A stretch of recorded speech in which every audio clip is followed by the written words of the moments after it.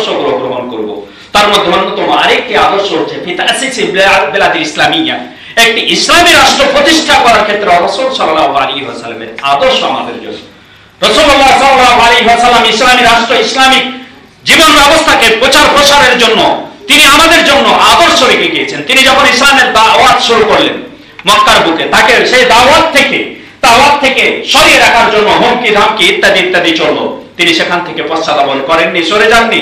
তারপর তার সঙ্গে সাথীদের উপর নির্যাতন নিপীড়ন চালানো হলো, তারা সেখান থেকে সরে যাননি। শেষ পর্যন্ত মক্কার বড় বড় লিডাররা একত্রিত হয়ে রাসূল সাল্লাল্লাহু আলাইহি ওয়াসাল্লামকে ডেকে পাঠালেন।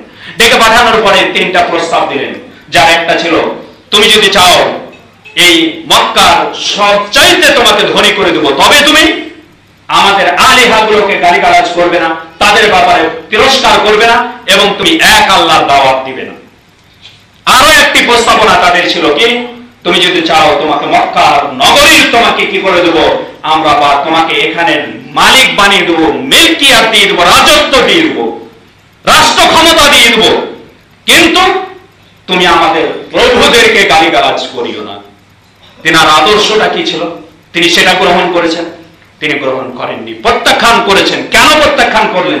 কারণ তিনি জানতেন যে আমরা আজকে মিল্কিয়াতে চলে গেলেও, রাষ্ট্রের ক্ষমতায় চলে গেলেও, ইসলামকে যদি মানুষের অন্তরে গেড়ে দিতে না পারি, তাহলে ইসলাম কখনোই প্রতিষ্ঠিত থাকবে না, কখনোই স্থায়ী থাকবে না। এটা সাময়িকভাবে আমরা পাবো, কিন্তু স্থায়ী পাবো না। এ কথা আল্লাহ তাআলা কর্তৃক তিনি প্রাপ্ত হয়েছিলেন। এই জন্য সেই আদর্শে তিনি অটুট ছিলেন যে আগে প্রত্যেকটা ব্যক্তির অন্তরে আকীদা বিশুদ্ধ, আল্লাহ তাআলার ব্যাপারে চিন্তা চেতনাকে ঢোকাতে হবে, আকীদা বিশুদ্ধ করতে হবে। তাই তিনি সেটাকে প্রত্যাখ্যান করে তিনি ইসলামী রাষ্ট্র প্রতিষ্ঠার ক্ষেত্রে যে ভূমিকাটি রাখলেন, সেটি হচ্ছে আদ-দাওয়া ইলাল্লাহ, আল্লাহর দিকে দাওয়াত দেওয়া, আল্লাহ সম্পর্কে বিশুদ্ধ চিন্তা চেতনা মানুষের অন্তরে গেড়ে দেওয়া, অর্থাৎ আকীদাকে সংশোধন করা, আকীদাকে ঠিক করা। এই দাওয়াত এর মাধ্যমে রাসূল সাল্লাল্লাহু আলাইহি ওয়াসাল্লাম ইসলাম প্রতিষ্ঠা করেছেন।